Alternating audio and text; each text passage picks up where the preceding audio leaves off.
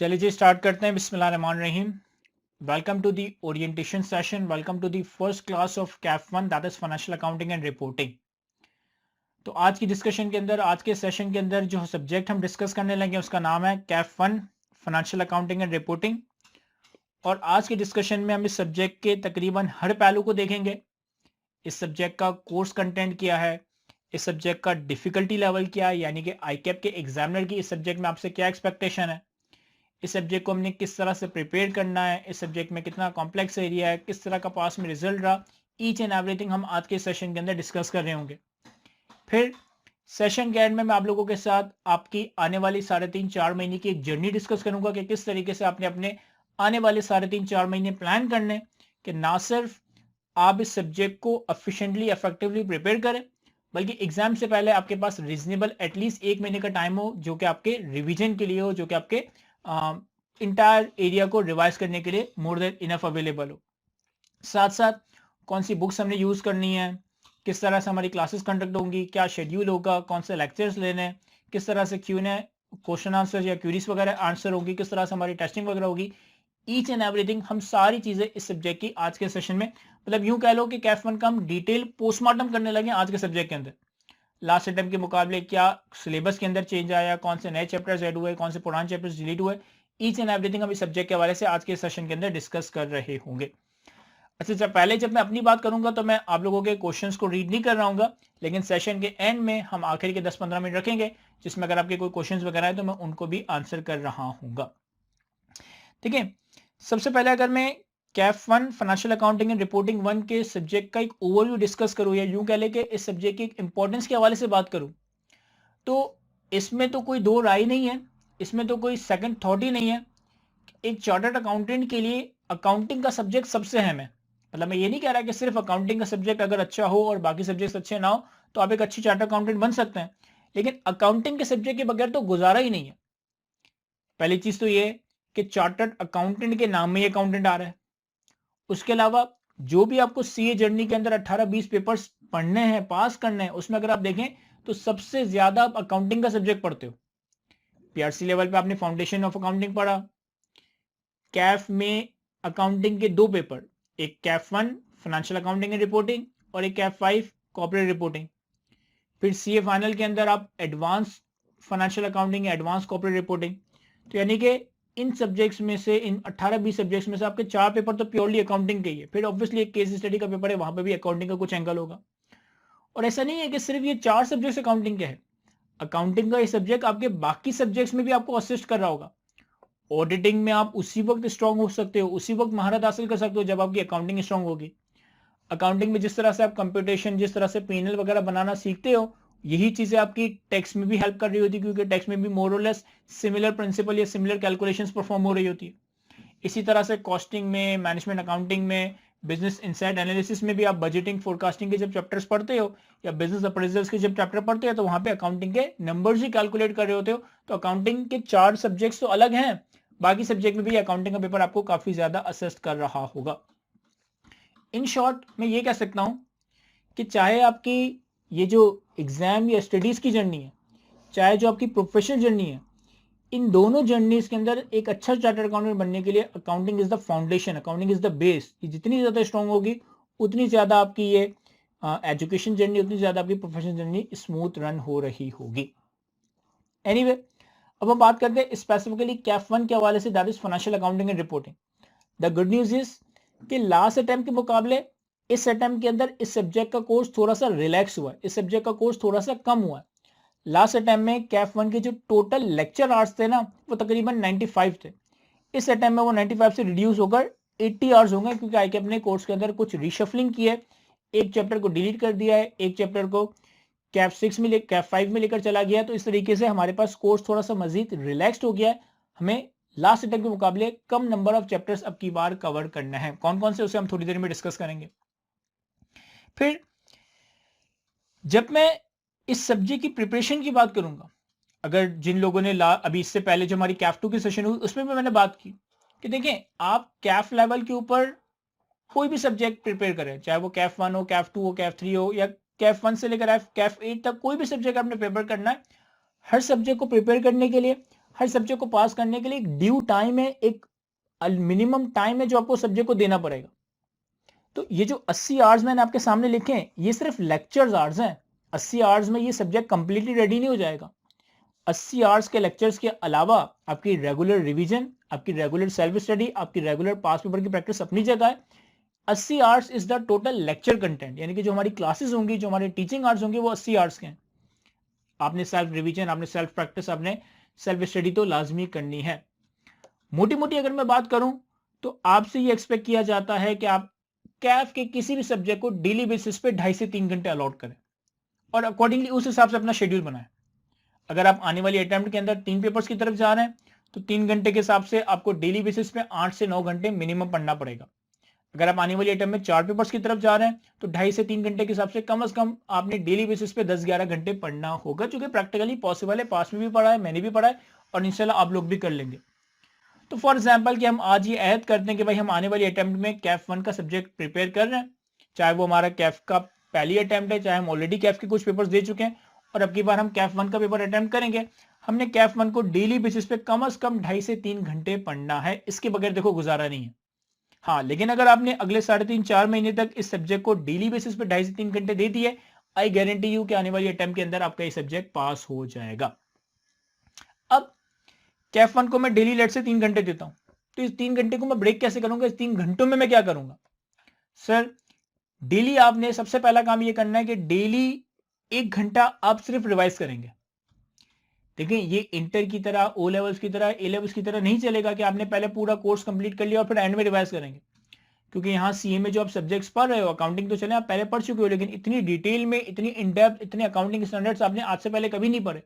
तो regular revision is the key, regular revision is the most important.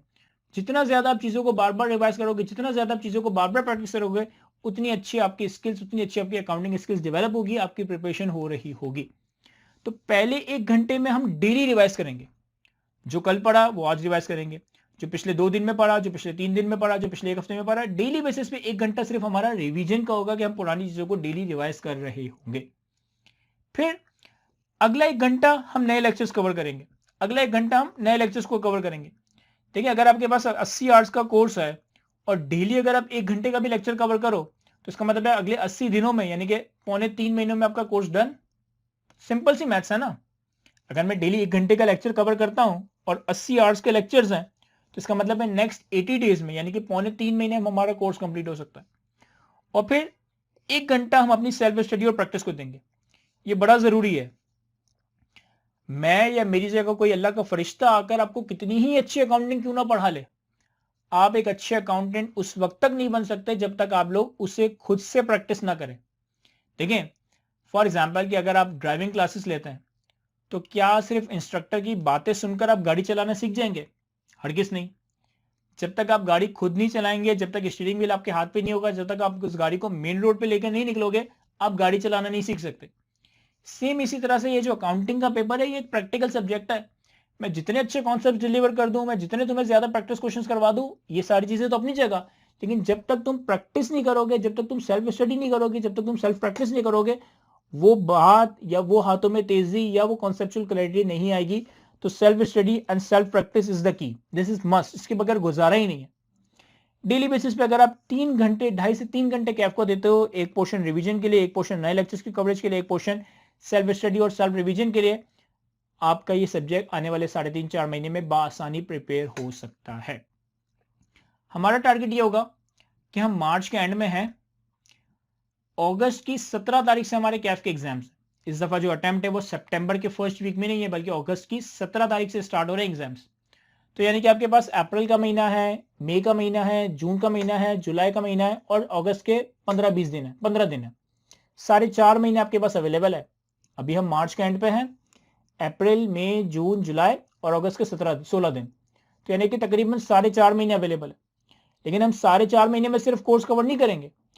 हमें target ये करना है कि कम से कम पेपर से 1 महीने पहले हमारा कोर्स कंप्लीट हो जाए। कम से कम इससे पहले कंप्लीट हो जाए बहुत अच्छी बात है, लेकिन अगर 17 अगस्त से पेपर है तो कम से कम 15 जुलाई तक आपका कोर्स एंड हो जाना चाहिए, ताकि 1 महीना आपके पास रीजनेबली अवेलेबल हो इस सब्जेक्ट को रिवाइज करने के लिए, मजीद पास पेपर्स की प्रैक्टिस करने के लिए, अगर कोई रिवीजन या वर्कशॉप सेशंस वगैरह अटेंड करने हैं तो उनको अटेंड करने के लिए।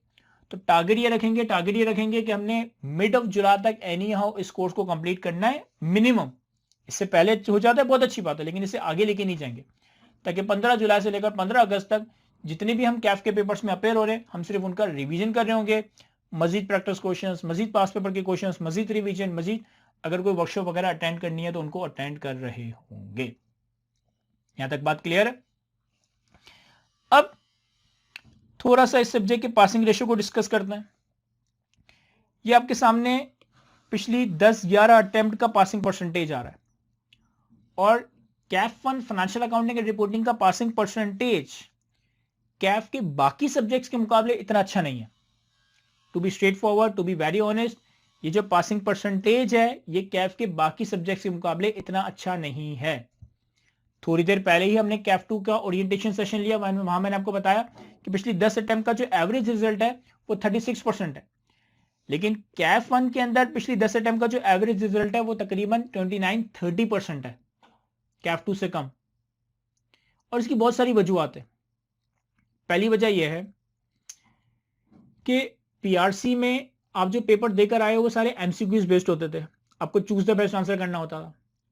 कैफ लेवल पे अब आप पहली बार डिस्क्रिप्टिव पेपर दोगे, इवन दो कि सीए में आने से पहले आपने अपने इंटरमीडिएट में, आपने अपने ए लेवल्स में, आपने अपने ओ लेवल्स में, आपने अपने 1 से लेकर 10 तक मैट्रिक तक में सैकड़ों बार एग्जाम्स दिए, लेकिन सीए के डायनेमिक्स इंटायरली डिफरेंट है as compare to BCom, as compare to inter, as compare to A levels. वहां पे पेपर्स को अटेम्प्ट करना, यहाँ पे पेपर्स को अटेम्प्ट करना, जमीन आसमान का फर्क है। यहाँ पर टाइम प्रेशर बहुत ज्यादा होता है, यहाँ पर कोर्स बहुत ज्यादा डिटेल में कवर करना होता है, यहाँ पर चीजें कम टाइम में कवर करनी होती है और कम टाइम में परफॉर्म करनी होती है। तो चूंकि आपने इंटर तक या ए लेवल तक एक पैटर्न पे पेपर दिया है, पीआरसी के तो आपने एमसीक्यूज पेपर दिए हैं, तो कैफ लेवल पे चूंकि ये कैफ 1 जनरली कैफ का पहला सब्जेक्ट ही है, पहली ही अटेम्प्ट में लोग दे रहे होते हैं, तो आपके पास प्रैक्टिकल या डिस्क्रिप्टिव पेपर का एक पहला एक्सपोजर या पहला एक्सपीरियंस आता है, तो बहुत सारे लोग वहां पे पैनिक कर जाते हैं। और आज से पहले आपने अकाउंटिंग तो पढ़ी है, लेकिन अकाउंटिंग स्टैंडर्ड्स नहीं पढ़े। आपने अकाउंटिंग तो पढ़ी है लेकिन अकाउंटिंग स्टैंडर्ड्स नहीं पढ़े। आपको जनरल एंट्रीज पता है, आपको डेबिट क्रेडिट पता है, आपको ट्रायल बैलेंस पता है, आपको बैलेंस शीट पीएनएल भी पता है, लेकिन प्रॉपर्टी प्लान एंड इक्विपमेंट का डिस्क्लोजर कैसे बनता है, इन्वेस्टमेंट प्रॉपर्टी का डिस्क्लोजर कैसे बनता है, फाइनेंशियल स्टेटमेंट्स को इंटरप्रेट किस तरह से किया जाता है, ये बहुत सारी चीजें ऐसी हैं जो आज से पहले आपने अकाउंटिंग में नहीं पढ़ी। तो आपको debit credit, trial balance, T account, general ledger, balance sheet, PNL शायद ये बातें मालूम होंगी, लेकिन अकाउंटिंग स्टैंडर्ड्स की नॉलेज, अकाउंटिंग स्टैंडर्ड्स को किस तरह से पढ़ा, समझा, लिखा और अप्लाई किया जाता है, ये सारी बातें अब आप बिल्कुल पहली बार पढ़ रहे हो। अच्छा, जब आप लोग इंशाल्लाह एफएआर 1 पास कर लोगे और जब आप एफएआर 2 का पासिंग परसेंटेज देखोगे ना कॉर्पोरेट रिपोर्टिंग का, वो बहुत ज्यादा है, वो कोई 40% के करीब है। ऐसा क्यों? क्या वहां पे चैप्टर्स आसान है? क्या वहां पर अकाउंटिंग स्टैंडर्ड्स आसान है? नहीं। जो अकाउंटिंग स्टैंडर्ड आप एफएआर में पढ़ोगे उससे मुश्किल अकाउंटिंग स्टैंडर्ड आप कॉर्पोरेट रिपोर्टिंग में पढ़ोगे, लेकिन चूंकि आपकी एक बेस बन गई होगी, अकाउंटिंग स्टैंडर्ड्स को पढ़ने की और समझने की एक क्लैरिटी आ गई होगी, तो कॉर्पोरेट रिपोर्टिंग में आपको मसला नहीं होगा। तो जितना अच्छे से आप एफएआर पढ़ोगे उतना अच्छा आपका सीआर होगा, कॉर्पोरेट रिपोर्टिंग होगा, उतना अच्छा इंशाल्लाह आप लोग सीए फाइनल का एडवांस अकाउंटिंग और फाइनेंशियल रिपोर्टिंग का पेपर पढ़ रहे होंगे। तो this is the key, this is the foundation. ये अकाउंटिंग के सब्जेक्ट्स की भी फाउंडेशन है, ये आपकी ओवरऑल सीए जर्नी की जो बिल्डिंग है उसकी भी फाउंडेशन है। इसको मजबूत करना, इसको स्ट्रॉन्ग करना, इसको कॉन्सेप्चुअली कवर करना बहुत ही ज्यादा इंपॉर्टेंट है। इस सब्जेक्ट के अगर मैं कोर्स कंटेंट पे पहले बात करूं, फिर हम बाकी चीजें भी डिस्कस करेंगे। देखें, आपका जो ये कोर्स है ना, ये 3 एरियाज में डिवाइड हुआ हुआ है, ये 3 एरियाज में डिवाइड हुआ हुआ है। पहला एरिया है preparation of statement of financial position and profit and loss, इसकी वेटेज है तकरीबन 30 से 40 मार्क की। दूसरा एरिया है preparation of statement of changes in equity and cash flows, इसकी भी वेटेज है 30 से 40 मार्क की। और तीसरा एरिया है accounting for non current asset, इसकी वेटेज है 25 से 35 मार्क की। यानी 3 ग्रेड्स हैं, 3 ग्रेड्स में मल्टीपल स्टैंडर्ड्स, मल्टीपल चैप्टर्स हैं, और ये 3 ग्रेड्स की वेटेज है। अच्छी बात यह है कि ये वाले 2 चैप्टर्स, एक इनकम्प्लीट रिकॉर्ड्स और एक IAS 13 इंटेंजिबल एसेट्स, ये 2 चैप्टर्स लास्ट अटेम्प्ट में FAR कैफ 1 का पार्ट थे, लेकिन कमिंग अटेम्प्ट ऑटम 2026 और आने वाली अटेम्प्ट में इन दोनों चैप्टर्स को डिलीट कर दिया गया है। इस चैप्टर को तो ऑल टुगेदर ही डिलीट कर दिया गया और इस चैप्टर को कैफ 1 से उठाकर कॉर्पोरेट रिपोर्टिंग के सब्जेक्ट में मूव कर दिया। तो 2 चैप्टर्स आपके कम हो गए। अच्छा, लेकिन एक चैप्टर ऐड भी हुआ है, that is interpretation of financial statement. ये चैप्टर लास्ट अटेम्प्ट में कॉर्पोरेट रिपोर्टिंग का पार्ट था, इस अटेम्प्ट में इसे कॉर्पोरेट रिपोर्टिंग से निकाल कर फाइनेंशियल अकाउंटिंग एंड रिपोर्टिंग का पार्ट बनाया गया है। तो अच्छी बात यह है कि 2 चैप्टर्स कम हो गए, एक चैप्टर ऐड हो गया। अच्छा, ये जो चैप्टर ऐड हुआ है ना, ये इनके मुकाबले रिलेटिवली आसान चैप्टर है। इनकम्प्लीट रिकॉर्ड का चैप्टर से एक मुश्किल एरिया था जो कि डिलीट हो गया। इसकी जगह जो ये ऐड हुआ है ये कंपैरेटिवली आसान है। बाकी कोर्स के अंदर कोई चेंज नहीं है, बाकी सारा एरिया वही है जो लास्ट अटेम्प्ट में भी था, इस अटेम्प्ट में भी था। तो मुझे बहुत सारे मैसेजेस आए कि सर कैफ 1 के अंदर क्या चेंजेस आई हैं, उसको थोड़ा सा बता दो। तो कैफ 1 के अंदर बड़ी सिंपल सी चेंजेस हैं। एक चैप्टर परमानेंटली डिलीट हो गया, एक चैप्टर कॉर्पोरेट रिपोर्टिंग में चला गया और एक चैप्टर कॉर्पोरेट रिपोर्टिंग से उठकर Kaif 1 financial accounting and reporting में आ गया है। अच्छा, अब इस चैप्टर की अगर मैं बात करूं, इस एरिया की मैं अगर बात करूं, तो यहां पर आप ये 2 एरियाज कवर करोगे। इन 2 एरियाज के पीछे एक्चुअली 3 चैप्टर्स हैं, बैलेंस शीट की प्रिपरेशन, प्रॉफिट एंड लॉस की प्रिपरेशन और conceptual framework and regulatory framework for financial reporting. इस एरिया की बात करूं तो यहां पर हमारे पास 4 चैप्टर्स हैं, चेंजेस इन इक्विटी की प्रिपरेशन, कैश फ्लो स्टेटमेंट बनाना, अकाउंटिंग पॉलिसीज, एस्टिमेट्स और एरर और इंटरप्रिटेशन ऑफ फाइनेंशियल स्टेटमेंट्स। देखिए, आपको पता है ना कि फाइनेंशियल स्टेटमेंट्स के अंदर टोटल 5 तरह के चैप्टर्स 5 तरह की स्टेटमेंट्स होती हैं। हम एक कंपनी के, एक बिजनेस की जो फाइनेंशियल स्टेटमेंट्स बनाते हैं उसमें 5 स्टेटमेंट्स होती हैं, balance sheet, income statement, cash flow statement, changes in equity और notes to the financial statements. Balance sheet, income statement, cash flow statement, changes in equity और notes to the financial statement. Balance sheet और income statement आपने आज से पहले देखी होंगी। आपने अपने इंटर में, अगर किसी ने बीकॉम किया है, या हो सकता है आपने पीआरसी में भी देखी हो कि बैलेंस शीट और पीएनएल कैसे बनाया जाता है। ये चीजें भी हम यहां देखेंगे दोबारा से। लेकिन इसके अलावा जो बाकी 3 स्टेटमेंट्स होती हैं कि कैश फ्लोज कैसे बनाई जाती है, चेंजेस इन इक्विटी कैसे बनाई जाती है, notes to the financial statements कैसे बनाए जाते हैं, ये सारी चीजें आप अब पहली बार कैफ लेवल पे, कैफ 1 के अंदर कवर कर रहे होंगे। Interpretation of financial statement is basically ratio analysis. किसी ने कहा कि सर रेशियो एनालिसिस भी ऐड हुआ है, तो रेशियो एनालिसिस यही है। अब इसे रेशियो एनालिसिस का नाम दे या फाइनेंशियल स्टेटमेंट की इंटरप्रिटेशन का नाम दे, बात एक ही है। ठीक हो क्या? और तीसरा एरिया हमारे पास accounting for non current assets. यहां पर हमारे पास 6 से 7 अकाउंटिंग स्टैंडर्ड्स हैं जो कि हमने कवर करने हैं। यहां पर हमारे पास 6 से 7 अकाउंटिंग स्टैंडर्ड्स हैं जो कि हमने कवर करने हैं, जिसमें हमारे पास IAS 16 property plan and equipment, IAS 36 impairment of asset, IAS 20 government grant, IAS 23 borrowing cost, IAS 40 investment property और IAS 41 एग्रीकल्चर का स्टैंडर्ड है। अब जब आप इन स्टैंडर्ड्स को कवर करोगे, तो जैसे कि प्रॉपर्टी प्लान एंड इक्विपमेंट में आपको पता है कि प्रॉपर्टी प्लान एंड इक्विपमेंट को रिकॉर्ड कैसे करते हैं, डेप्रिसिएशन कैसे रिकॉर्ड होती है, बेसिक बातें आपको पता है। लेकिन यहां पर आप रीवैल्यूएशन के रूल्स पढ़ेंगे, यहां पर आप प्रॉपर्टी प्लान एंड इक्विपमेंट का डिस्क्लोजर या नोट्स बनाना सीखेंगे। इसी तरह से ये जो बाकी स्टैंडर्ड्स हैं, सिर्फ इनकी अकाउंटिंग नहीं होगी बल्कि इनको रिपोर्ट कैसे किया जाता है, इनके नोट्स, इनके डिस्क्लोजर कैसे बनाए जाते हैं, ये सारी चीजें आपको पढ़ाई जा रही होगी। तो ये ब्रॉडली हमारा कोर्स कंटेंट। अब ऑब्वियसली मैं किसी स्पेसिफिक चैप्टर पे मजीद बात तो नहीं करूंगा क्योंकि हमें पता ही नहीं चैप्टर्स में क्या है। तो जब हमारा कोर्स स्टार्ट होगा ऑफिशियली कल के ही दिन से, तो हम इससे ज्यादा एक एक चैप्टर को 1 बाय 1 कवर कर रहे होंगे। ओवरऑल अगर मैं बात करूं ना, तो आपके कैफ 1 के एग्जाम में पेपर ब्रेकअप कुछ इस तरह से होता है कि आपके पास 10 मार्क के एमसीक्यूज आ रहे होते हैं। आपके पास 10 मार्क के एमसीक्यूज आ रहे होते हैं। आपके पास 4 से 5 शॉर्ट क्वेश्चंस आते हैं, जनरली 5 क्वेश्चंस आते हैं।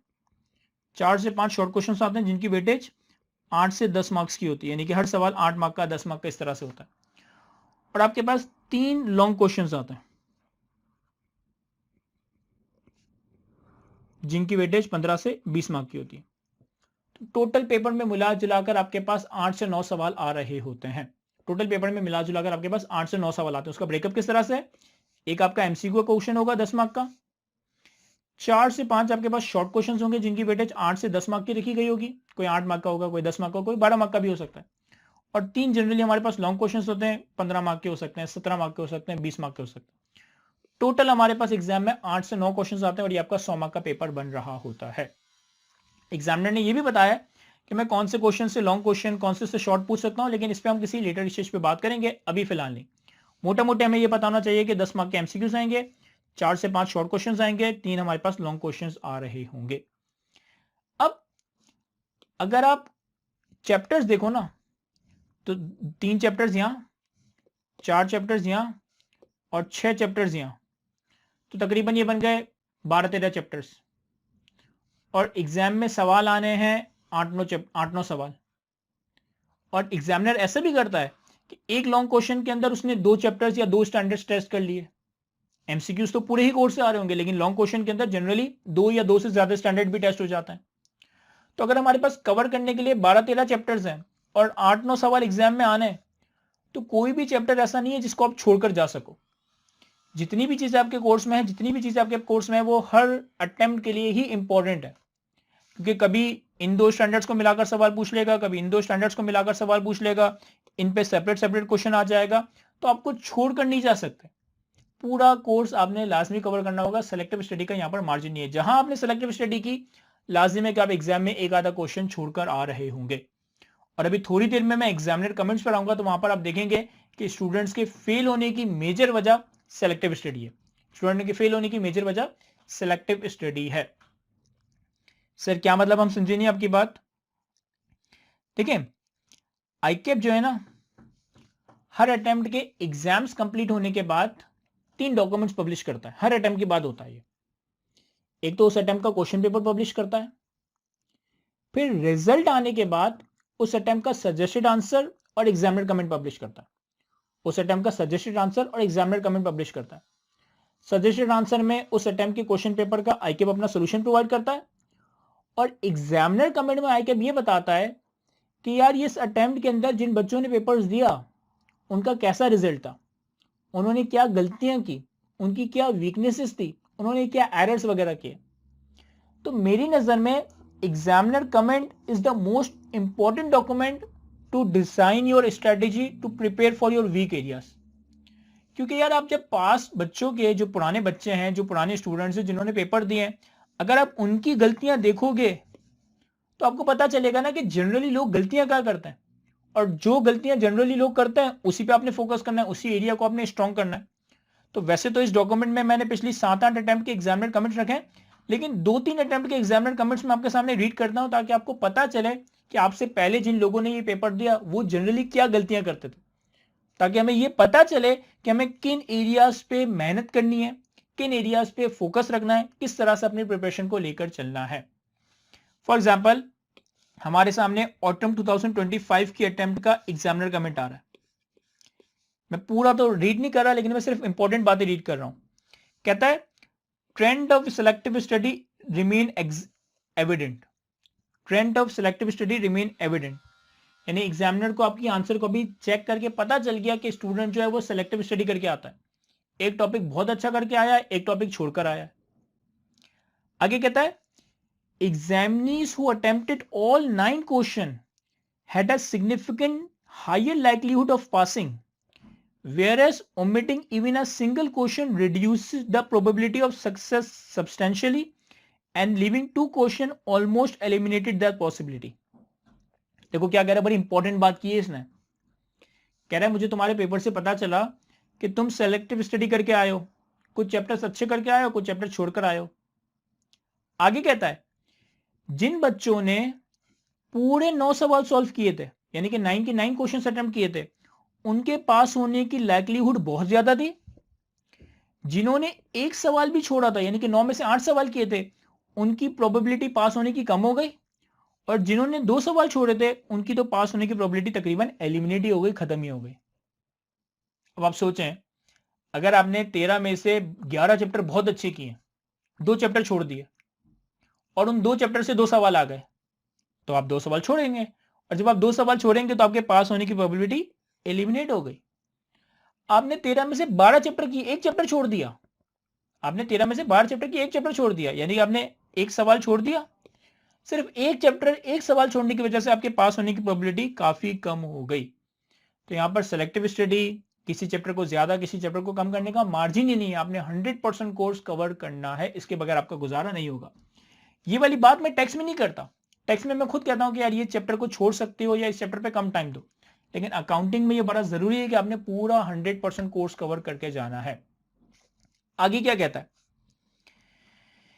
Their work frequently lacked organization and structure. Their work frequently lacked organization and structure. कह रहा है स्टूडेंट जो अपना आंसर प्रेजेंट करता है ना, उसके अंदर कोई ऑर्गेनाइजेशन ही नहीं है, कोई स्ट्रक्चर ही नहीं है, अंधाधुंध चीजें हैपोजिट वे में लिखी हुई है। और अगेन ये चीज एक ह्यूमन है। आज से पहले हमने पीआरसी में एमसीक्यूज अटेम्प्ट किए। एमसीक्यूज में तो एक आंसर को टिक करना होता था, एक answer choose the best answer बन जाता था। यहां पर आपको पहली बार अकाउंटिंग का डिस्क्रिप्टिव पेपर देना है। हो सकता है आपसे जनरल एंट्री पूछे, हो सकता है आपसे प्रेजेंटेशन पूछे, हो सकता है आपसे डिस्क्लोजर पूछे, हो सकता है आपसे डिस्कशन करें। तो हमारे सवालों के जवाबों के अंदर एक प्रोफेशनल प्रेजेंटेशन होनी चाहिए, एक स्ट्रक्चर दिखना चाहिए, एक ऑर्गेनाइजेशन दिखनी चाहिए, चीजें प्रॉपर सीक्वेंस में फ्लो कर रही हो, एग्जामिनर को आपका सोल्यूशन समझ आ रहा हो। तो चूंकि हम जनरली पहली बार इस तरह का डिस्क्रिप्टिव पेपर दे रहे होते हैं, तो बहुत सारे लोग कंटेंट पे तो टाइम लगा देते हैं, टेक्निकल चीजों को तो समझ लेते हैं, लेकिन प्रेजेंटेशन पे काम नहीं करते, नोट्स एंड डिस्क्लोजर्स पे काम नहीं करते। देखो अगर आप इस सब्जेक्ट का नाम देखो ना, नाम क्या है, फाइनेंशियल अकाउंटिंग एंड रिपोर्टिंग। इसका मतलब क्या है? मैंने आपसे थोड़ी देर पहले कहा आपने अकाउंटिंग तो पढ़ी है, लेकिन आपने अकाउंटिंग स्टैंडर्ड्स नहीं पढ़े, लेकिन आपने रिपोर्टिंग नहीं पढ़ी। देखो मैं समझाता हूं, प्रॉपर्टी प्लांट एंड इक्विपमेंट को कैसे रिकॉर्ड करना है, प्रॉपर्टी प्लांट एंड इक्विपमेंट को कैसे डेप्रिशिएट करना है, प्रॉपर्टी प्लांट एंड इक्विपमेंट को कैसे डीरिकॉग्नाइज करना है, this is accounting. This is accounting. जो तुम डेबिट क्रेडिट करते हो ना, जो तुम ट्रायल बैलेंस रिकॉर्ड करते हो, ये अकाउंटिंग है। लेकिन प्रॉपर्टी प्लांट एंड इक्विपमेंट का नोट फाइनेंशियल स्टेटमेंट्स में कैसा दिखाना है, फाइनेंशियल स्टेटमेंट्स में प्रॉपर्टी प्लांट एंड इक्विपमेंट को कैसे रिपोर्ट करना है, दिस इज रिपोर्टिंग। रिपोर्टिंग के लफ्जी माने ये होता है कि आप अकाउंटिंग को इस तरह से रिपोर्ट करो, इस तरह से प्रेजेंट करो कि अगर एक डॉक्टर भी देखे ना तो उसको समझ आ जाए, एक लॉयर भी देखे ना तो उसको समझ आ जाए, एक चार्टर्ड अकाउंटेंट तो समझेगा ही क्योंकि उसने तो बनाया है, लेकिन अगर कोई नॉन अकाउंटिंग प्रोफेशन का डॉक्टर है, लॉयर है, इन्वेस्टर है, तो नॉन अकाउंटिंग प्रोफेशन का बंदा भी जब उन फाइनेंशियल स्टेटमेंट्स को देखे तो वो समझ पाए कि यहाँ पर क्या बात या क्या इंफॉर्मेशन बताई जा रही है। This is the key, this is reporting. इसीलिए इसका नाम फाइनेंशियल अकाउंटिंग एंड रिपोर्टिंग है। ग्रुप बी में कॉर्पोरेट रिपोर्टिंग का नाम रखा गया कि कॉर्पोरेट क्या क्या रिपोर्ट करता है। अकाउंटिंग तो होगी, लेकिन उसे नाम दिया क्या दिया गया, कॉर्पोरेट रिपोर्टिंग। कॉर्पोरेट की क्या क्या रिपोर्टिंग होती है, किस तरह से चीजों को प्रेजेंट, किस तरह से चीजों को डिस्क्लोज किया जाता है कि अगर सामने की तरफ एक नॉन अकाउंटेंट है, एक डॉक्टर है, एक लॉयर है, एक आर्किटेक्ट है, एक इन्वेस्टर है, तो वो भी इन फाइनेंशियल स्टेटमेंट्स को देखकर समझ सके यहां पर क्या बात हो रही है। एक और एग्जामिनर कमेंट रीड करता है स्प्रिंग 25 के अटेम्प्ट का, same feedback. Incomplete and selective preparation limited the ability of the examinee to attempt full breadth of the paper. Weakness in presentation and exam technique.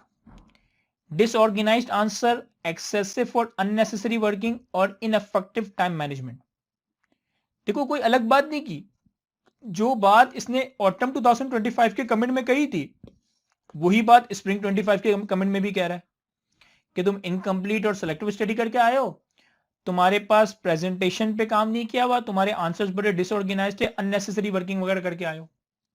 तो अब अगर एग्जामिनर एक ही गलती बार बार बता रहा है कि यार ये गलतियां हो रही है, और फिर भी अगर हम उस चीज को प्रिपेयर ना करें, फिर भी हम उस चीजों को तैयार ना करें, तो मेरा ख्याल है फिर हम पास होना डिजर्व नहीं करते। मतलब हमें पता है कि पास से पहले क्या लोगों ने गलती की, फिर हम वही गलती जाके दोहरा रहे हैं, उन्हीं चीजों को फोकस नहीं कर रहे, उन्हीं चीजों पर मेहनत नहीं कर रहे। एक और अटेम्प्ट का रीड करते हैं। Selective study was apparent. Lack of organization making it difficult to award partial marks for incorrect amount as there was no trial of calculation. Again same वही बात, एक तो सिलेक्टिव स्टडी की है, आपके सॉल्यूशंस के अंदर ऑर्गेनाइजेशन नहीं है, प्रॉपर ट्रायल ही नहीं है कि मैं आपको पार्शियल मार्क्स अलॉट कर सकूं। ये एक फीडबैक है जो कि आपको ऑटम 2024 और पिछली अटेम्प्ट में दिखेगा, लेकिन अब वो आपके लिए रेलेवेंट नहीं है, इस वजह से कि ऑटम 2024 और उससे पहले बहुत सारे बच्चे ऐसे हुआ करते थे जिनका आईई एग्जाम्ड हुआ करता था और वो डायरेक्ट FAR1 पढ़ते थे, यानी पीआरसी का आईई एग्जाम थे, डायरेक्ट वो FAR1 पढ़ रहे। तो इस वजह से ना रिजल्ट में बहुत डिस्पैरिटी होती थी, क्योंकि अकाउंटिंग पढ़ी नहीं होती थी, इंट्रोडक्शन टू अकाउंटिंग पढ़ा ही नहीं होता था, तो FAR1 का रिजल्ट बहुत बुरा था। लेकिन पिछली 2 अटेम्प्ट से FAR1 का रिजल्ट बेहतर हो गया, क्योंकि अब वो बच्चे खत्म हो गए जिन्होंने इंट्रोडक्शन टू अकाउंटिंग ना पढ़ी और वो डायरेक्टली FAR1 पढ़ रहे हो। तो ये एक एनोमली थी ऑटम 2024 और उसके पहले से रिजल्ट में, लेकिन अब ये वाली बात आप लोगों के लिए इतनी रेलेवेंट नहीं है, क्योंकि आप सब ने most likely introduction to accounting का पेपर पढ़ा होगा। अब यहाँ पर अकाउंटिंग स्टैंडर्ड्स और फाइनेंशियल रिपोर्टिंग पढ़ रहे होंगे। अब ये सारी तो मोटी मोटी बातें हो गई कि इस सब्जेक्ट में क्या है, कितना ड्यूरेशन है, किस तरह से लेकर चलना है। थोड़ा सा हम अगले 3-3.5 महीने की जर्नी डिसाइड करते हैं कि अब हमें करना क्या है। देखिए, सबसे पहले अगर मैं स्ट्रेटेजी बताऊं कि यार हमारी क्या स्ट्रेटेजी होगी इस सब्जेक्ट को प्रिपेयर करने की, इस सब्जेक्ट को प्लान करने की। सबसे पहले तो आपने ये ओरिएंटेशन सेशन अटेंड किया। इस ओरिएंटेशन सेशन से आपको इस सब्जेक्ट का एक बर्ड्स आई व्यू मिल जाएगा, एक ओवरव्यू मिल जाएगा कि इस सब्जेक्ट में क्या क्या कोर्स कंटेंट है, कौन से चैप्टर्स हैं, कितने चैप्टर्स हैं, किस ग्रेड की कितनी वेटेज है, ये सारी चीजें जो कि आपको इस सब्जेक्ट के हवाले से पता चल रही होगी। ओरिएंटेशन सेशन के बाद आपने इस सब्जेक्ट का स्मार्ट स्टडी प्लान देखना है। आपने इस सब्जेक्ट का स्मार्ट स्टडी प्लान देखना है। एक मिनट रुकिएगा, मैं आपको दिखाता हूं।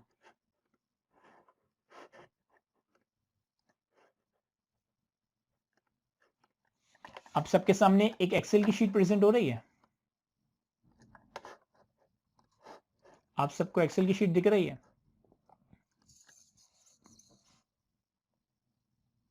यस और नो? देखें, मैंने आप लोगों के साथ 2 स्मार्ट प्लान शेयर किए हैं CAF1 financial accounting and reporting का। अगर आप टारगेट करते हैं कि आपको जुलाई के एंड तक ये कोर्स कंप्लीट करना है तो आप ये 4 मंथ प्लान फॉलो करेंगे, और अगर आप टारगेट करते हैं कि आपको जून के एंड तक ये कोर्स कंप्लीट करना है तो फिर आप ये 3 मंथ फॉलो करेंगे। देखो, एग्जाम से कम महीना पहले आपका कोर्स कंप्लीट होना चाहिए, तो आपको 4 महीने से ऊपर अपनी प्रिपरेशन लेके नहीं जानी। अब इस स्मार्ट स्टडी प्लान के अंदर मैंने पूरा वीक वाइज बताया है कि हर वीक आपको कौन कौन से चैप्टर्स और हर चैप्टर के कितने कितने आवर्स के लेक्चर्स कवर करने हैं। देखो, सिंपल सी मैथ्स है। 4 महीने, अप्रैल मई जून जुलाई, अप्रैल मई जून जुलाई, एक महीने में 4 हफ्ते होते हैं तो ये तकरीबन 16 हफ्ते बनते हैं, लेकिन चूंकि बीच में 31 का भी महीना आ रहा है तो ये 17 हफ्ते बन रहे हैं। अगर 17 हफ्ते में मुझे 80 आवर्स के लेक्चर्स कवर करना है तो एक हफ्ते में मुझे 5 से 6 आवर्स के लेक्चर्स कवर करने होंगे। 4 हफ्ते, 4 महीने, यानी कि 16-17 हफ्ते, टोटल 80 आवर्स के लेक्चर्स है, यानी कि हर हफ्ते मुझे 5 से 6 आवर्स के लेक्चर्स कवर करने होंगे। तो अगर मैं डेली बेसिस पे 1 घंटे का लेक्चर भी कवर करूं, अगले 3.5-4 महीने में मेरा कोर्स डन, मेरा कोर्स कंप्लीट।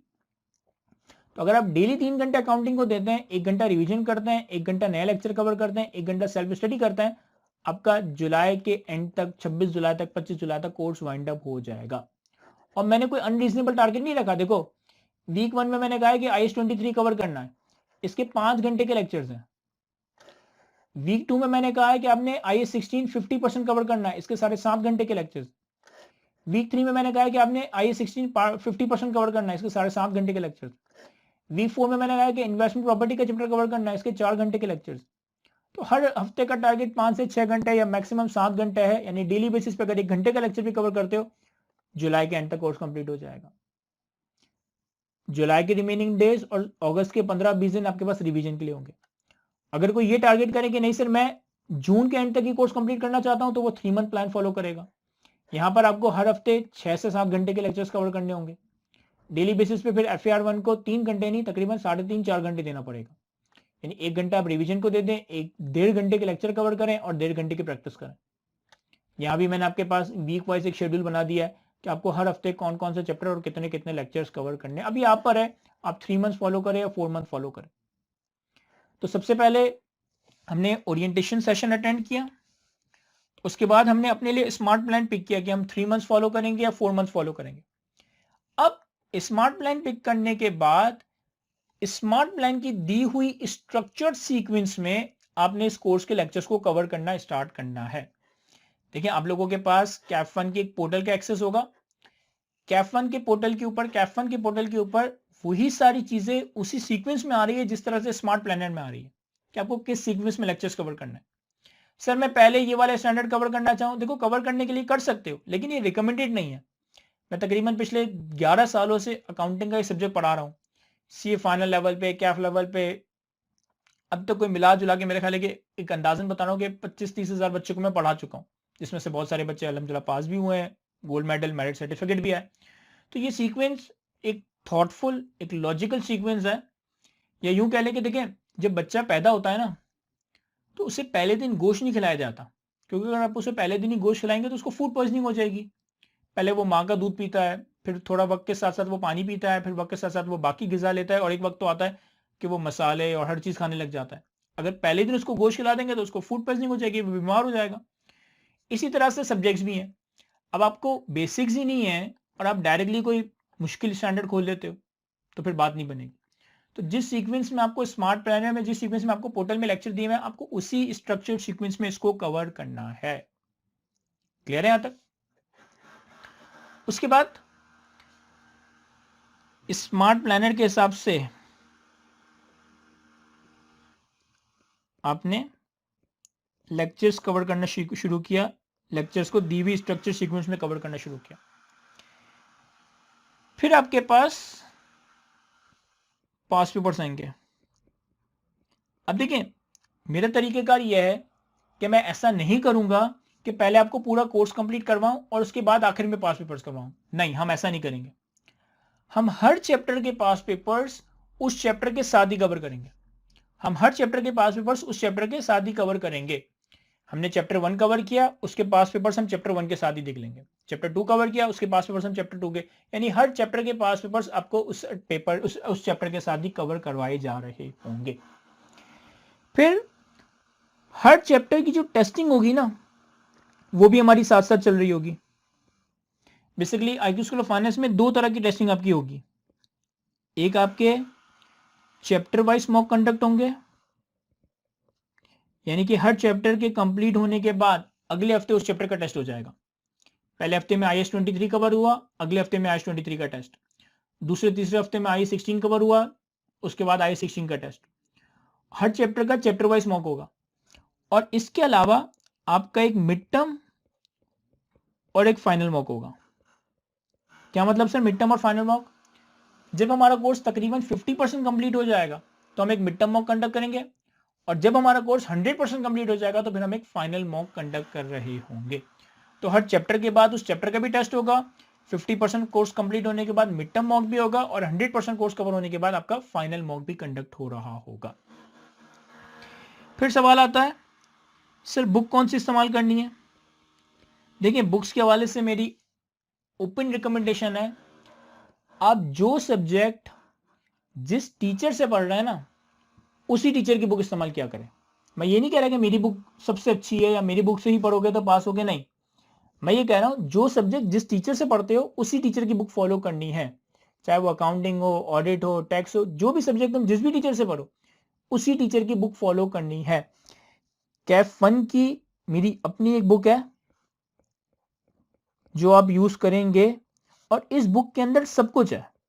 इस बुक के अंदर सब कुछ है, यानी कि हर चैप्टर के नोट्स भी हैं, हर चैप्टर के प्रैक्टिस क्वेश्चंस भी हैं, हर चैप्टर के साथ more than enough practice material available है, जिसमें मेरे अपने क्वेश्चंस भी हैं, ICAP की स्टडी टेक्स्ट के क्वेश्चंस भी हैं, और हर चैप्टर के साथ पिछली 15 अटेम्प्ट के पास पेपर के क्वेश्चंस भी हैं।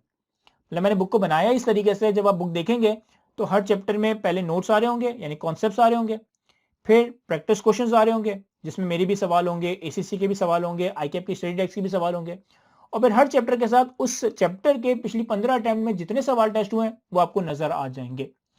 और फिर हर चैप्टर के बाद एक 1 पेजर 2 पेजर समरी भी होगी, ताकि आपके रिवीजन में आसानी हो, आपको रिवाइज करने में चीजों को बहुत आसानी हो रही हो।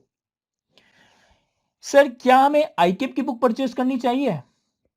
देखिए, आईकेप की बुक परचेज करना ऑप्शनल है, कंपलसरी नहीं है। मैं आपको गारंटी करता हूं कि अगर आप मेरी बुक से तैयारी करते हैं, आपको एक सवाल या एक एडिशनल पीस ऑफ पेपर भी देखने की जरूरत नहीं है। आपको 100% कवरेज, 100% प्रैक्टिस यहीं से हो जाएगी। लेकिन अगर कोई स्टूडेंट अपनी तसल्ली के लिए, अपनी सेटिस्फेक्शन के लिए आईकेप की बुक भी परचेज करता है, आईकेप की बुक को भी देखता है, इसमें कोई हर्ज नहीं है, इसमें कोई नुकसान नहीं है। लेकिन आई गारंटी यू कि अगर आप इन वॉल्यूम्स को देखेंगे, आपका 100% कोर्स कंप्लीट होगा with practice, with pass papers and each and everything. अगर आईकेप की स्टडी टेक्स्ट वगैरह लेते हो तो दिस इज एडिशनली, आपकी मर्जी है, दिस इज नॉट कंपल्सरी।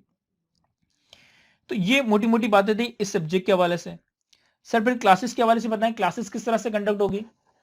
देखिए, आप लोगों के पोर्टल के ऊपर 2 टैब्स आ रहे हैं, एक स्मार्ट क्लासेस के नाम से, एक लाइव क्लासेस के नाम से। स्मार्ट क्लासेस में 100% कोर्स स्मार्ट क्लासेस के फॉर्मेट में ऑलरेडी अवेलेबल है। यानी कि आज आप अपनी तैयारी शुरू करना चाहो, आपके पास 100% कोर्स डे 1 से अवेलेबल है। अच्छा, चैप्टर वाइज नोट लेक्चर्स के साथ साथ मैंने पिछली 12 अटेम्प्ट के पास पेपर्स वाइज, ईयर वाइज भी सोल्यूशन रखे। अगर मैं किसी स्पेसिफिक अटेम्प्ट के पेपर को सॉल्व करना चाहता हूं, तो मेरे पास उस अटेम्प्ट के पेपर का सोल्यूशन भी कंप्लीटली अवेलेबल है। ठीक है, तो आपकी मर्जी है कि आप स्मार्ट क्लासेस को फॉलो करें, और हमारी वीक में 2 से 3 दिन लाइव क्लासेस भी कंडक्ट होगी। जो भी लाइव क्लासेस कंडक्ट होंगी, उनकी रिकॉर्डिंग्स भी पोर्टल पे अपलोड की जाएगी, तो अब ये टोटली आपकी मर्जी है कि आप स्मार्ट क्लासेस फॉलो करेंगे या स्मार्ट लाइव क्लासेस फॉलो करेंगे।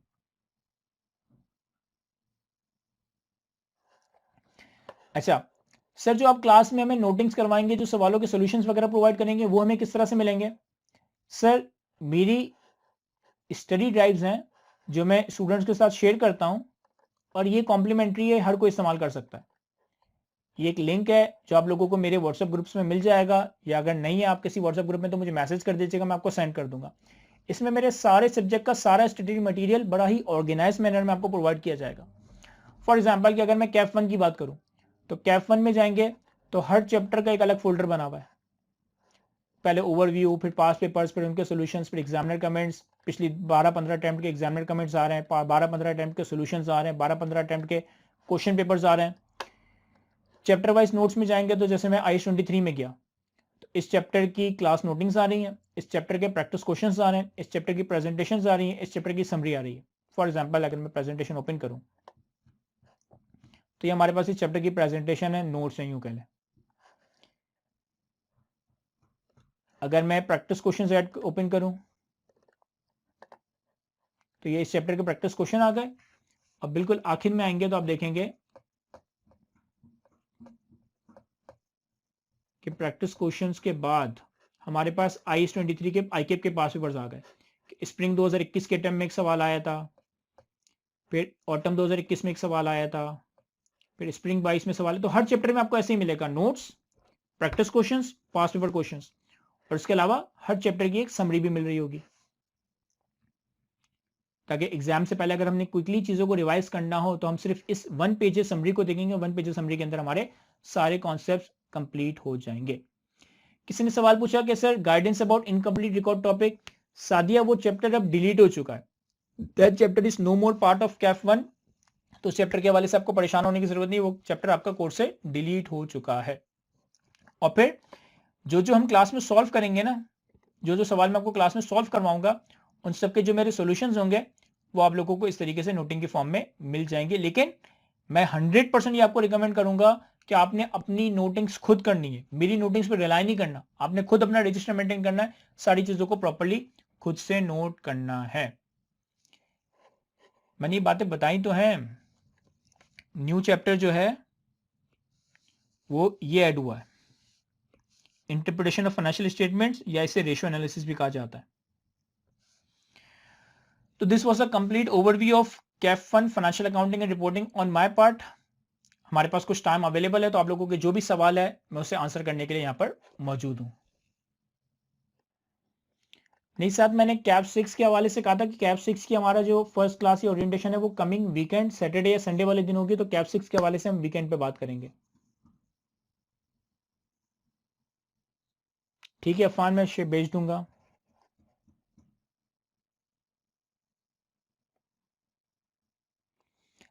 अफान, दोनों चीजें, आपका आंसर प्रेजेंट भी प्रोफेशनल वे में हो और आपकी वर्किंग्स भी प्रॉपर्ली रेफर्ड हो। अब ये रेफर्ड वर्किंग का क्या मतलब है, ये जब हम तैयारी करेंगे तो मैं आपको बताऊंगा कि आपने किस तरह से एक प्रोफेशनल आंसर बनाना होता है, किस तरह से अपनी वर्किंग्स को रेफर करना होता है।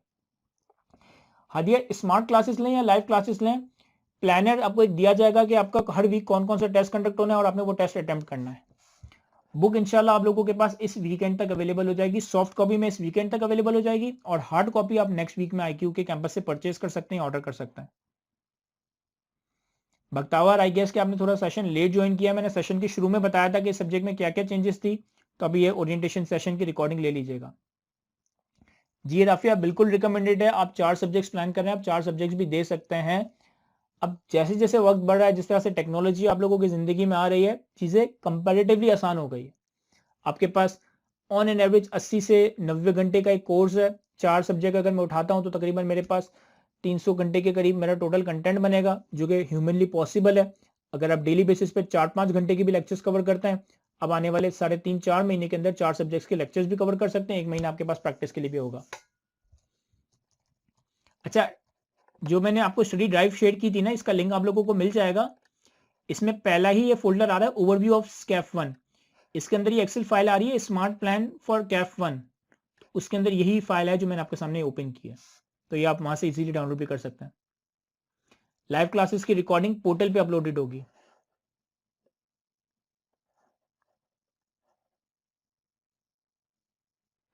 100% उजैन कोर्स जो स्मार्ट क्लासेस की फॉर्मेट में वो अवेलेबल है।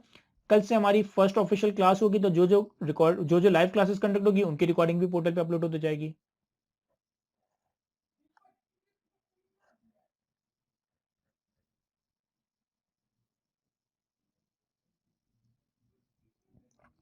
अच्छा, एक स्टूडेंट ने सवाल पूछा कि sir, one more important question, how AI is going to change FAR, how AI is going to change FAR। तो मुझे इसमें एक मीम याद आ गई, मैंने कल ही देखी थी फेसबुक पे कि एक CA या ACCA का स्टूडेंट होता है, वो PRC या कैफ में उसका पेपर अभी निकला नहीं होता, मतलब उसके CA ACCA के एक आधा पेपर निकला होता है और वो परेशान हो रहा होता है कि यार ये ईरान और US की जंग हो रही है। तो हमें, मतलब मैं ये नहीं कह रहा कि आप इग्नोरेंट हो, लेकिन हमें अपने अभी फिलहाल डोमेन में देखना है। हमें पूरी दुनिया की टेंशन अपने सर पे लेने की जरूरत नहीं, नन्ही सी जान है आप। तो AI का क्या रोल होगा, अभी हमें सही मानों में बहुत पता ही नहीं है कि AI है क्या। हमें तो ये भी नहीं पता कि सही मानों में अकाउंटिंग क्या है। मैं अभी आपको बताऊं कि अकाउंटिंग के AI में क्या रोल होगा, ये बहुत ही वही बात है कि बच्चे को गोश्त खिलाने वाली बात होगी, जिसको ना AI सही। हमें तो AI कितना पता है, चैट GPT पता है, क्लॉड पता है, ग्रॉक पता है कि आपने सवाल लिखा उसने जवाब दे दिया, आपने इमेज मांगी उसने इमेज बना दी, आपने हल्कू की वीडियो बनाई वो वीडियो बन गई। बट ये हमारा पाकिस्तानियों का यूज है। AI is actually much more than that. तो एक वक्त आएगा जब आप अकाउंटिंग सब आपको पता होगी, AI भी आपको पता होगा, तब इस पर डिटेल में बात होगी कि AI का अकाउंटिंग में क्या रोल है। यूं समझें कि AI आपकी अकाउंटिंग को असिस्ट करेगा, आपकी अकाउंटिंग को आसान बनाएगा, आपको 100% रिप्लेस नहीं कर सकता। ज़ुहैब, अगर आपकी कैफ की पहली अटेम्प्ट है तो आप कैफ 1, कैफ 2 और कैफ 3 और 4 में से कोई एक सब्जेक्ट दे सकते हैं। 3 सब्जेक्ट की तरफ जा रहे हो तो मैं कैफ 1, कैफ 2 और DSR रिकमेंड करूंगा, दोनों लॉ के सब्जेक्ट रिकमेंड नहीं करूंगा। 4 सब्जेक्ट की तरफ जा रहे हैं तो कैफ 1 से लेकर कैफ 4 तक ही बेस्ट कॉम्बिनेशन है। जी अरीना, बिल्कुल, जो कैफ 1 में चेंजेस हुई है, बुक भी अपडेट होगी, इसीलिए मैंने कहा कि बुक की सॉफ्ट कॉपी कमिंग वीकेंड तक, सैटरडे संडे तक आपके साथ शेयर हो जाएगी, ड्राइव पे अपलोड भी हो जाएगी, और जिसकी हार्ड कॉपी है वो इंशाल्लाह नेक्स्ट वीक में अवेलेबल हो जाएगी। एसन पार्शियल, हम स्मार्ट और लाइफ दोनों पैरेलल लेके चल रहे होंगे।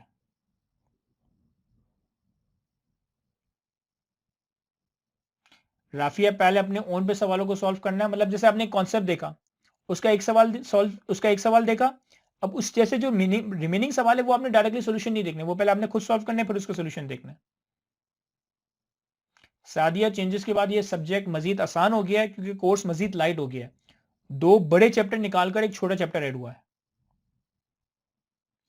अरीजा, मुझे इसके वाले से एग्जैक्टली आइडिया नहीं है कि कैफ में पेपर्स अटेम्प्ट करने की क्या लिमिट है, आपको आईकेप की वेबसाइट या आईकेप को मेल वेल करके पता चल जाएगा। मेरा शायद ख्याल है कि कोई ऐसी लिमिट है नहीं, लेकिन स्टिल आप चेक कर लीजिएगा। जी ज़ोएब, बिल्कुल पॉसिबल है।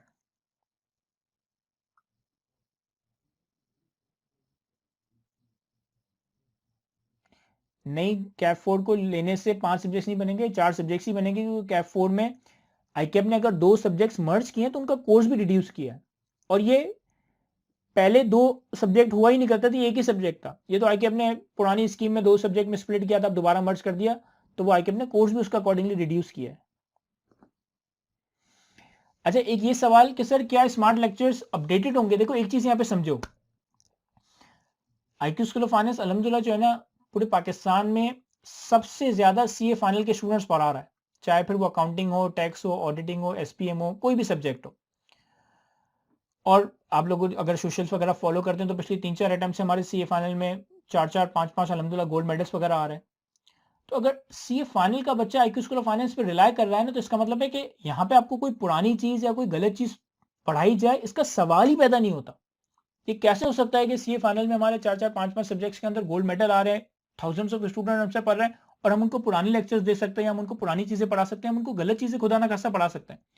तो ये चीज से तो आप बिल्कुल क्या कहते हैं, रिस्क फ्री हो जाएं कि आपको कोई आउटडेटेड चीज पढ़ाई जाएगी। आपको जो भी कंटेंट दिया जाएगा वो मोस्ट अपडेटेड, वो मोस्ट रेलेवेंट, वो as per the examiner expectation, वो as per the ICAP syllabus, वो as per the ICAP grade, हर लिहाज से सबसे बेहतरीन कंटेंट इंशाल्लाह आप लोगों को प्रोवाइड किया जाएगा। राफिया केपीएमजी,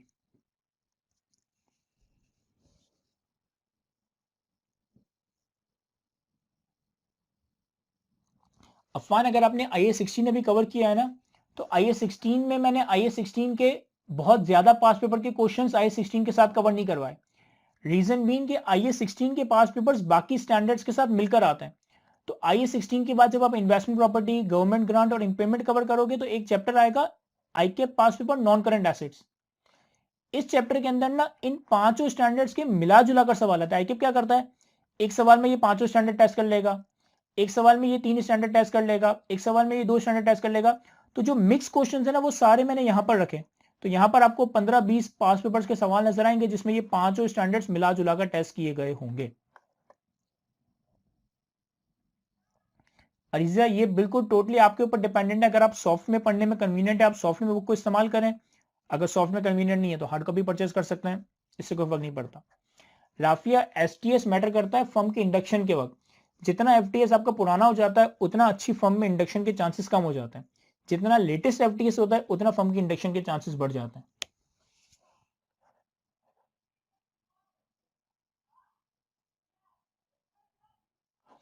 देखिए अहमद, ये जो शुरू के 5 स्टैंडर्ड्स है ना, इन 5 स्टैंडर्ड्स को मिलाकर एग्जामिनर एक सवाल बना सकता है। और अच्छा, ऐसा नहीं करता कि 5 के 5 मिला दे, कभी वो ये 3 मिला देगा, कभी वो ये 3 मिला देगा, कभी वो ये 3 मिला देगा, लेकिन इन 5 स्टैंडर्ड्स में मिला जुला कर सवाल बनाने के चांसेस हैं। इसी तरह IAC एक ऐसा स्टैंडर्ड है जो किसी भी स्टैंडर्ड के साथ मिला के पूछा जा सकता है। मतलब IAC को IA-16 के साथ भी मिलाया जा सकता है, IAC को IAS-23 के साथ भी मिलाया जा सकता है, IAC को IAS-20 के साथ भी मिलाया जा सकता है। ये स्टैंडर्ड आइसोलेशन में पूछा जाएगा, इसको किसी स्टैंडर्ड के साथ नहीं मिलाया जाएगा। ये स्टैंडर्ड आइसोलेशन में, लेकिन अगेन मैं यहाँ पे बहुत सारी ये वाली बातें करता हूँ, आपको याद रहेगी नहीं। जैसे जैसे आप इंशाल्लाह कोर्स कवर करोगे, आपको खुद रियलाइज हो जाएगा कि अच्छा हाँ, ये इसके साथ भी पूछा जा सकता है, ये इसके साथ नहीं पूछा जा सकता। वो वक्त के साथ साथ आप चीज देखोगे।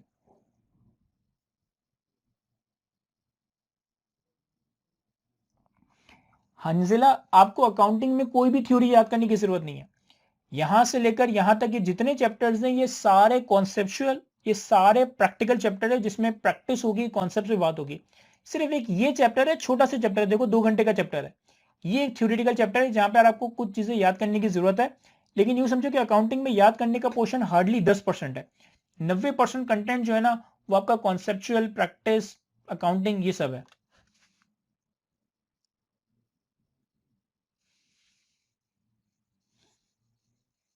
तीन इज वेरी गुड। हमें टारगेट ये करना चाहिए कि 3 अटेम्प्ट के अंदर हमारा कैफ कंप्लीट हो जाए। देखिए जो ब्रिलियंट स्टूडेंट है, पास्ट के अगर हम रिजल्ट देखें तो बहुत सारे बच्चे ऐसे जो 2 अटेम्प्ट में कैफ कर लेते हैं, 4-4 पेपर दिए, 2 अटेम्प्ट में कैफ फारिग, Kaif complete.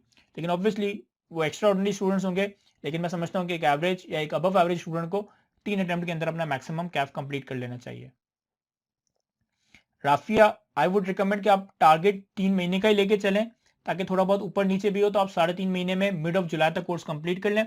Mid of July तक अगर आप कोर्स कंप्लीट कर लेते हैं, आपके पास मिड ऑफ अगस्त तक 1 महीने का टाइम रिवीजन, वर्कशॉप, प्रैक्टिस के लिए अवेलेबल होगा। अहमद, मैं समझता नहीं हूं, मैं कंफर्मेशन के साथ कह रहा हूं कि ग्रुप ए का सबसे डिफिकल्ट सब्जेक्ट कैफ 1 है। ग्रुप ए का सबसे डिफिकल्ट सब्जेक्ट कैफ 1 है। और मैं ये नहीं कह रहा कि मैं हर सब्जेक्ट में ये कहूंगा। इससे पहले अगर आपने टैक्स की वर्कशॉप अटेंड की हो, ओरिएंटेशन अटेंड की हो, मैंने टैक्स में क्या कहा था कि टैक्स का पेपर कंपैरेटिवली इजी सब्जेक्ट है।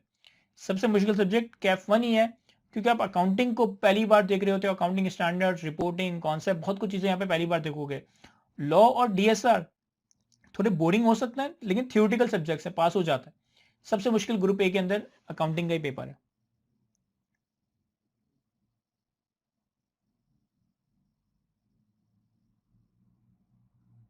सेम रहता है हादिया, जनरली सेम रहता है। कभी कभार आके चेंज कर देता है, लेकिन जनरली सेम रहता है। अगर आप ये देखना चाहते हैं कि यार 17 अगस्त से अगर मेरे पेपर स्टार्ट हो रहे हैं और किस सीक्वेंस में पेपर होंगे, तो आप स्प्रिंग 2026 का टाइम टेबल देख लें। स्प्रिंग 2026 की जो सीक्वेंस थी ना, सीक्वेंस वही रहेगी, बस 17 अगस्त से पेपर स्टार्ट हो जाएंगे। आई कैप जनरली चेंज करता नहीं है सीक्वेंस को, डेट चेंज करता है, सीक्वेंस चेंज नहीं करता। और कोई सवाल आप लोगों का?